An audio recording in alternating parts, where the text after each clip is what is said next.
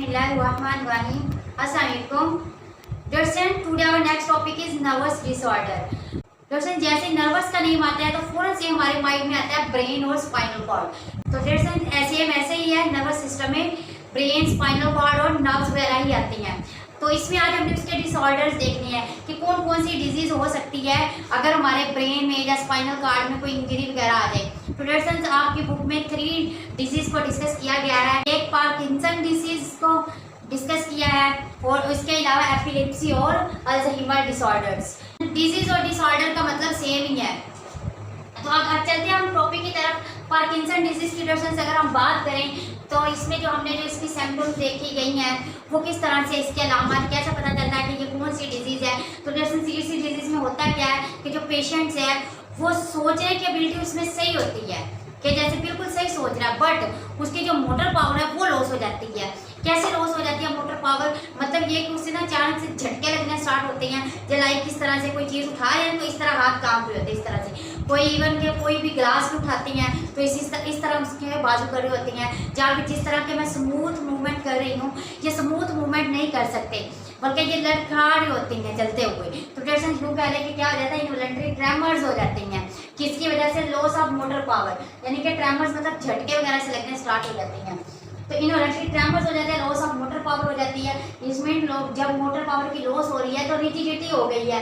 Rigidity का मतलब क्या है? जो मसल्स हैं वो सख्त हो जाती हैं। जब मसल्स स्टिफ हो जाती हैं, जब स्ट्रिक्ट हो जाती हैं दैन क्या होगा, वो उस तरह से कॉन्ट्रैक्ट रिलैक्स नहीं कर रहे होते जैसा कि अब हमारे कर रही हैं। लाइक जिस तरह की ये मैं मूवमेंट कर रही हूँ या मेरे हैंड्स की ये देखिए स्मूथ मूवमेंट हो रही है, इनमें ऐसा नहीं होता। इनमें क्या हो रहा होता है कि कुछ भी चीज़ को पकड़ती हैं तो इस तरह बाजू जो है इस तरह कर रही होती हैं। अगर चलते हैं तो टांगे भी इस तरह कांप रही होंगी। तो डियर फ्रेंड्स इस तरह की सिम्टम्स पार्किंसन डिजीज में देखी गई है।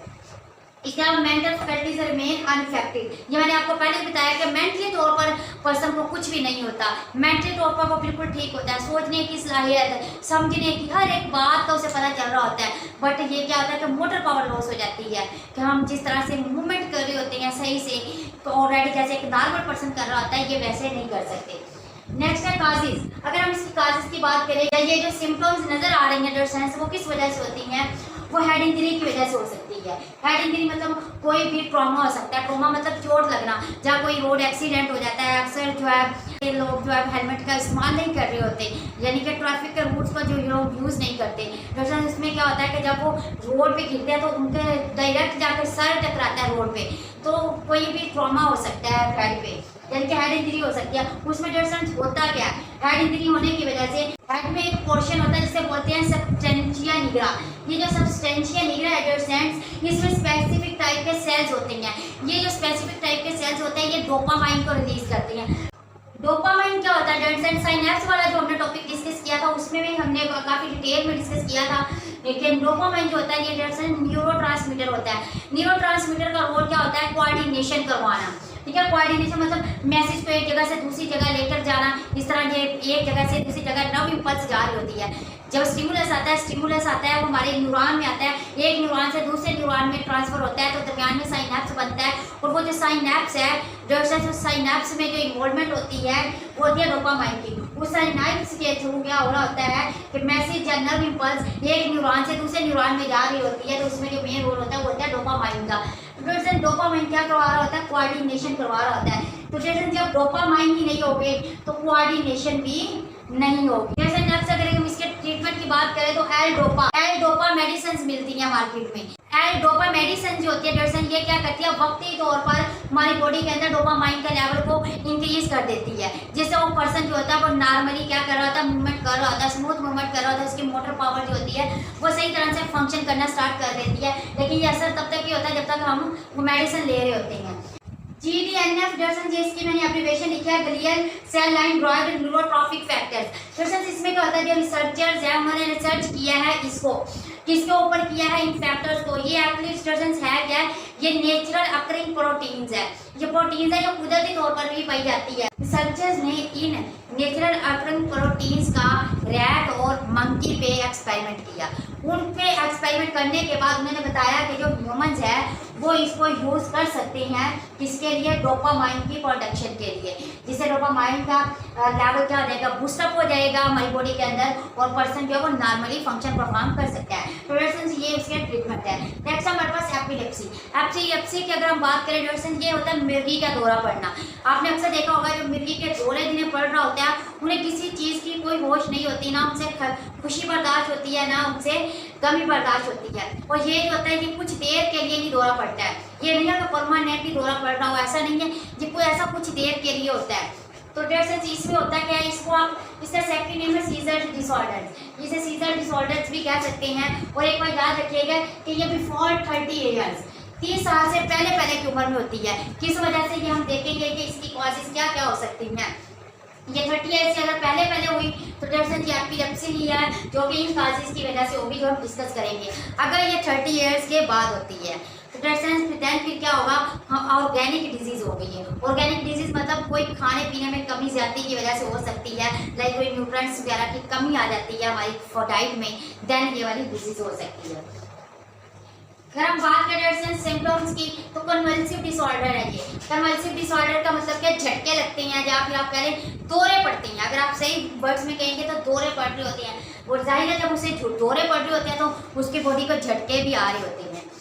Next loss of motor power. इसमें मोटर पावर भी लॉस हो जाती है, इसमें भी लॉस हुई थी, इसमें भी, बट इसके साथ साथ कॉन्शियसनेस भी लॉस हो जाती है। लेकिन इसमें कॉन्शियसनेस लॉस नहीं हुई थी, मतलब सोचने समझने की एबिलिटी बरकरार रहती है। बट इसमें जो पर्सन होता है जिससे मिर्गी का दौरा पड़ रहा होता है उसमें कोई सोचने समझने की सलाहियत भी बाकी नहीं रहती।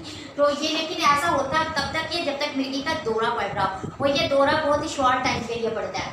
तो लॉस ऑफ मोटर पावर होती है, अनकॉन्शियसनेस लॉस हो जाती है। इसके अलावा रैपिड इलेक्ट्रिक डिस्चार्ज हो जाता है। मेन जो इसकी सिम्टम्स है वो यही है। रैपिड इलेक्ट्रिक डिस्चार्ज का मतलब क्या है, देखा होगा आपने कि बहुत जोर से उसका दौरा पड़ रहा होता है जो मिर्गी का पेशेंट होता है। तो जैसे उसकी वजह क्या है, बहुत ज़्यादा स्टिमुलस आ जाते हैं एक साथ। जैसे एक बात और आपको बता दूं इसको समझाने से पहले, 2 न्यूरॉन्स होते हैं। कितने 2 न्यूरॉन्स होते हैं जो क्या कर रही होती हैं, एक तरह का जो न्यूरॉन होता है वो कर रहा होता है, कैरी कर रहा होता है, नर्व इम्पल्स को कैरी करता है नर्व इम्पल्स को। और एक न्यूरॉन होता है जो इनहिबिट करता है नर्व इम्पल्स को, यानी कि जो कैरी कर रहा होता है न्यूरॉन नर्व इम्पल्स, उसका काम तो क्या होता है, जो उसने तो कैरी करते जाना है, जैसे स्टिमुलस आया उसको एक न्यूरॉन से दूसरे न्यूरॉन में भेजते जाना है। और समटाइम ऐसा होता है कि बहुत ज़्यादा स्टिमुलस आ जाता है, हाई पावर का, और बहुत ज़्यादा एक से ज़्यादा स्टिमुलस आ रहे होते हैं बॉडी को। तो देन क्या होगा, जो इनहिबिटरी न्यूरॉन होगा वो स्टिमुलस की शांति करेगा। शांति का मतलब क्या, जो सही होगा, मुनासिब स्टिमुलस होगा वो एक न्यूरॉन से दूसरे न्यूरॉन तक जाने देगा। तो जब वो यूँ कह लें कि वो वाला जो स्टिमुलस है वो ही हमारी बॉडी रिसीव कर पाएगी, कौन सा जो मुनासिब होगा। बट जब यहाँ पर डिस्टेंस होगा क्या इसकी काजेज में, कि जब इलेक्ट्रिक डिस्चार्ज बहुत ज़्यादा रैपिड हो गया। रैपिड का मतलब क्या है कि वो न्यूरॉन्स की ओवर एक्साइटेशन हो गई है, क्योंकि जो इनहिबिटरी न्यूरॉन है वो वर्क परफॉर्म नहीं कर पा रहा। किस वजह से, एपिलेप्सी की वजह से। एपिलेप्सी की वजह से डिस्टेंस क्या होगा कि ये जो इनहिबिटरी न्यूरॉन है जब ये वर्क सही से नहीं कर पा रहा होगा तो न्यूरॉन्स को एक ही वक्त में बहुत ज़्यादा नर्व इम्पल्स रिसीव हो रही होंगी, जिसकी वजह से डिस्टेंस ओवर एक्साइटेशन हो जाएगी न्यूरॉन की। तो ये किस वजह से हो सकता है कि ये स्पेसिफिक पोर्शन ऑफ न्यूरॉन का स्पेसिफिक फंक्शन जो है वो इफेक्टेड हो सकता है। कि न्यूरॉन का कोई सा भी पोर्शन इफेक्ट हो, देन भी जो न्यूरॉन होगा वो इनहिबिटरी पावर लॉस कर देगा अपनी। और इसके अलावा हेड इंजरी की वजह से भी हो सकता है कि कोई ट्रॉमा वगैरह हो जाए, देन भी ये एपिलेप्सी हो सकती है।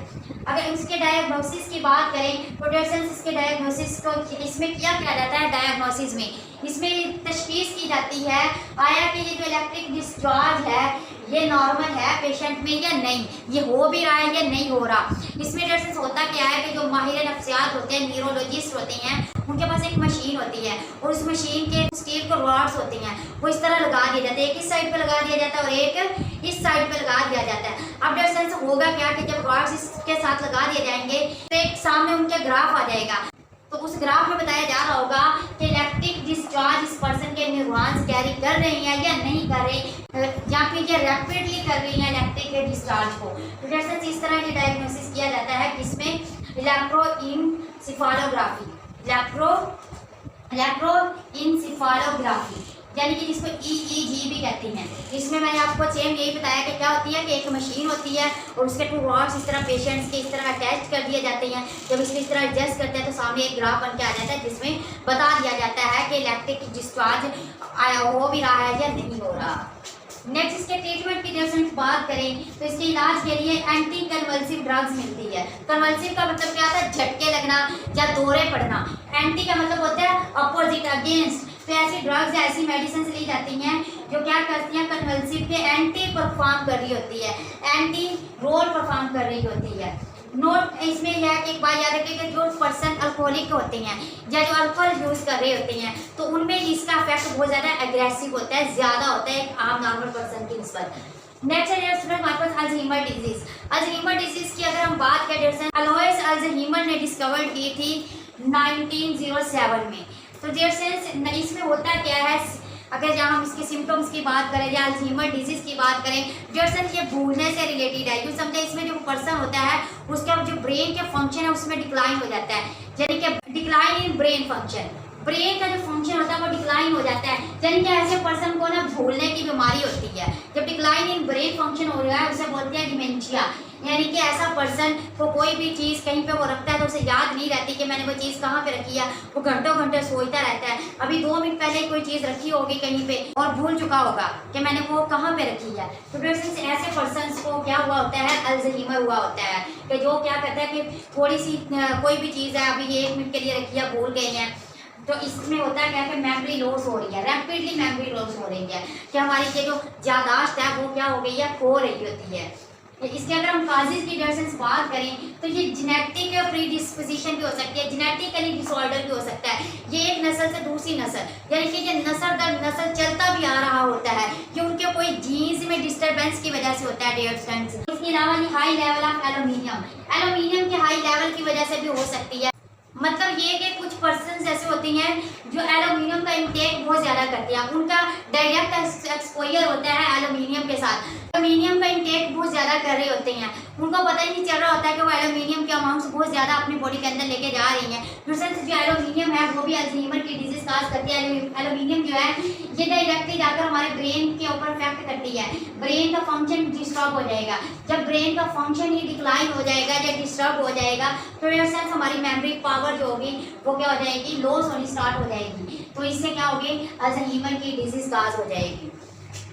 तो डियर्स यहाँ पर एक थोड़ा सा पॉइंट मिस हुआ था एपिलेप्सी में। एपिलेप्सी पे मिर्गी का दौरा पड़ना, मिर्गी का दौरा पड़ने वाले पेशेंट्स को ये भी कहा जाता है कि उसे ज़्यादा खुशी वाली और ज़्यादा गमी वाली जगह पे भी ना लेके जाया जाए, क्योंकि उनसे ये बर्दाश्त नहीं होता, क्योंकि उनकी कॉन्शियसनेस जो होती है वो भी बहुत ज़्यादा मोटर पावर के साथ साथ इफेक्ट होती है। तो डियर्स ये था हमारा आज का लेक्चर। आई होप आप लोगों को समझ आ चुकी होगी। इंशाल्लाह कल जो हम डिस्कस करेंगे वो केमिकल कोऑर्डिनेशन डिस्कस करेंगे। आज के लिए डियर्स इतना ही काफ़ी है। ओके, थैंक्स, अल्लाह हाफिज़।